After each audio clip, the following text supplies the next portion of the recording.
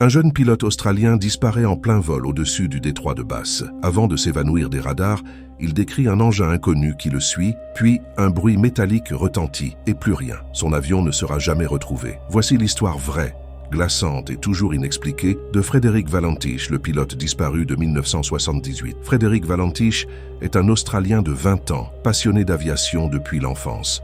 Il rêve de devenir pilote professionnel, mais peine à accumuler les heures de vol nécessaires. Malgré tout, il est méticuleux, calme et profondément convaincu qu'il fera carrière dans les airs. Le 21 octobre 1978, il décide d'entreprendre un vol de routine de Melbourne vers l'île King, au sud de l'Australie. Un trajet d'à peine 240 km, censé durer environ 1 heure. Il décolle de Moorabbin Airport à 18h19, aux commandes d'un petit avion Cessna 182L. Le ciel est clair, la météo parfaite. Mais ce soir-là, quelque chose d'anormal va se produire. À 19h06, Frédéric contacte la tour de contrôle de Melbourne. Sa voix est calme, mais un peu tendue. Melbourne, ici Delta Sierra Juliette. Est-ce qu'il y a du trafic connu à proximité de moi, en dessous de 5000 pieds? Le contrôleur lui répond « Négatif. Aucun trafic connu dans la zone ». Valentich hésite, puis ajoute « Je vois un appareil. Il semble me suivre.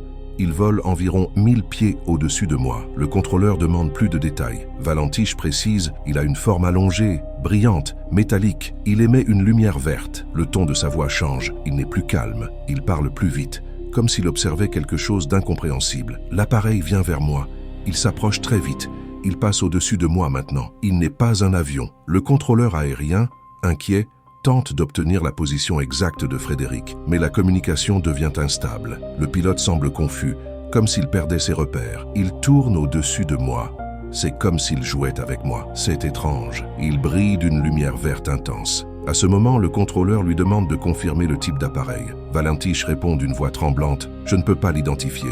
Ce n'est pas un avion. Il a 4 lumières et il disparaît puis réapparaît. Quelques secondes passent. Le contrôleur essaie de garder le contact. Delta Sierra Juliette.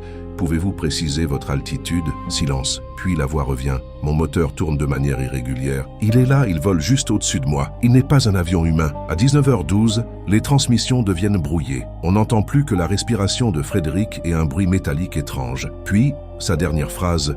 Ce n'est pas un avion, suite un son de grincement métallique prolongé d'environ 17 secondes avant que la communication ne s'interrompe définitivement. La tour de contrôle tente de le rappeler à plusieurs reprises. Aucune réponse. Le signal du transpondeur disparaît soudainement. Frédéric Valentich vient de s'évaporer dans le ciel. Dès le lendemain, une vaste opération de secours est lancée. Avions, bateaux, plongeurs, tout le détroit de Bass est fouillé pendant plusieurs jours. Mais aucune trace de l'avion, aucune épave, aucun morceau flottant, pas même une tache de carburant. Les radars militaires n'ont détecté aucun autre appareil dans la zone ce soir-là. Pourtant, plusieurs témoins au sol affirment avoir vu des lumières étranges dans le ciel à l'heure exacte de la disparition. Certains parlent de sphères vertes mouvantes, d'autres d'un engin brillant stationnaire. Même la presse australienne s'en empare. Un pilote poursuivi par un ovni? Les autorités, elles, restent prudentes. Elles parlent d'une possible désorientation spatiale, d'une erreur de pilotage, mais aucun débris ne vient confirmer cette version. L'enquête officielle conclut que Frédéric Valentich a probablement désorienté son avion, croyant voir un objet qui n'a jamais existé. Certains experts suggèrent qu'il aurait pu confondre les lumières de sa propre cabine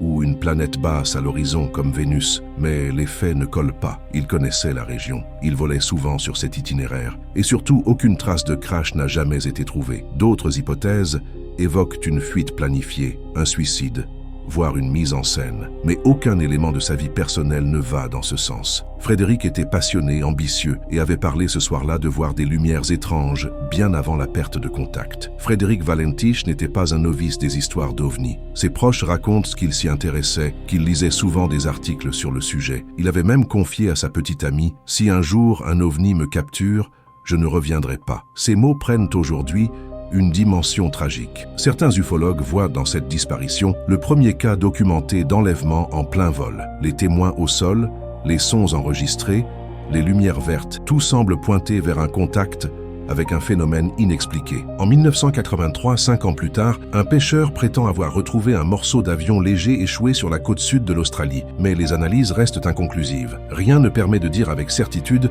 que c'était le Cessna de Frédéric. Plus de 40 ans ont passé, et l'affaire Valentish reste l'une des disparitions aériennes les plus étranges de l'histoire. Pas de corps, pas d'avion, pas d'explication satisfaisante. Ce qui la rend unique, c'est cette communication enregistrée en temps réel. Un témoignage direct, capté minute par minute, d'un pilote affirmant être poursuivi par un engin inconnu. Les sceptiques parlent d'hallucination, les croyants d'enlèvement extraterrestre. Mais une chose est sûre, Frédéric Valentish n'a jamais été revu. L'histoire de Frédéric Valentish divise encore aujourd'hui les enquêteurs, les passionnés et les sceptiques. A-t-il été désorienté par ses instruments, victime d'un accident en mer? Ou a-t-il vraiment croisé quelque chose qu'aucun humain n'aurait dû voir? Peut-être ne le saurons-nous jamais, mais dans les profondeurs du détroit de Bass, quelque part sous les vagues, le mystère de ce vol perdu reste entier. Si cette histoire t'a captivé, abonne-toi à Chroniques de l'étrange pour ne manquer aucune autre disparition inexpliquée. Active la cloche pour recevoir les prochaines enquêtes